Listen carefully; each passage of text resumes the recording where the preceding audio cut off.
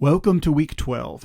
This is your instructor, Dr. Todd Daniel, and this week we're going to learn about analysis of variance, also abbreviated as ANOVA. Before we get into learning about ANOVA, I'd like to take a few moments to review what we have learned so far, because it's important that you understand each of the steps along the way that have brought us to where we are now.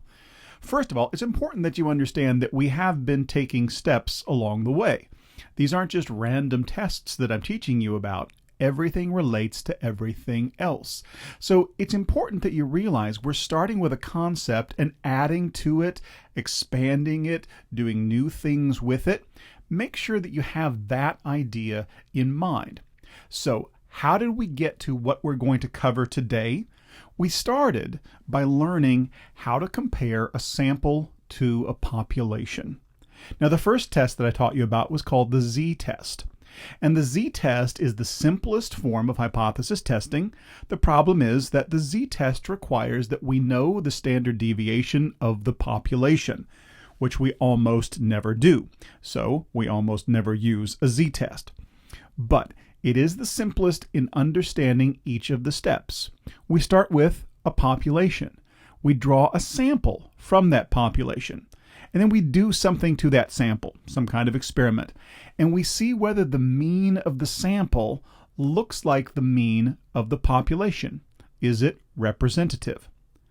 Now, because we can rarely use a z-test, we solve the problem of not knowing the standard deviation of the population by estimating that unknown value from the standard deviation of the sample.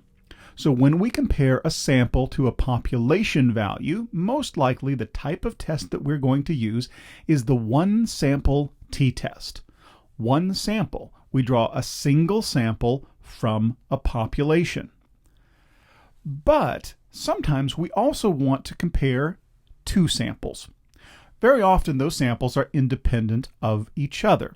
Let's say the scores for men compared to the scores for women, or the scores in an experimental group compared to a control group.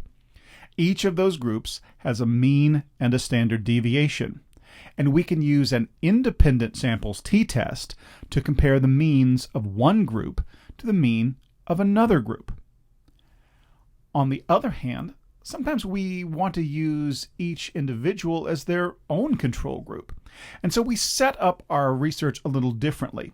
We start with a population from which we draw a sample, and then we measure that sample twice. This is very typical of a before and after design.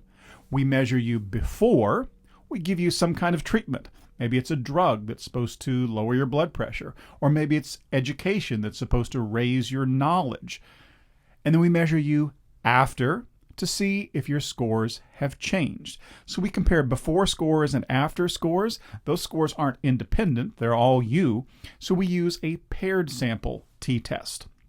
This type of t-test can be used if we've consciously matched the pre and post, or rather we've matched the subjects in one sample to the subjects in another sample. But most commonly it's used for a before and after type of design. But there's one more thing that we may want to do. All of these examples involve just two groups. What if we want to measure three groups? Let's say we have a control group and two experimental groups. We now have three comparisons. How can we do that? Well, at this point, the math becomes complex enough that we can't just use t-tests. We have to use a different form of analysis. And it is an analysis of variance, the variability within those groups. So analysis of variance gives us the ability to compare the means of three or more independent samples. There is a way of doing analysis of variance in which we can compare three or more repeated measures.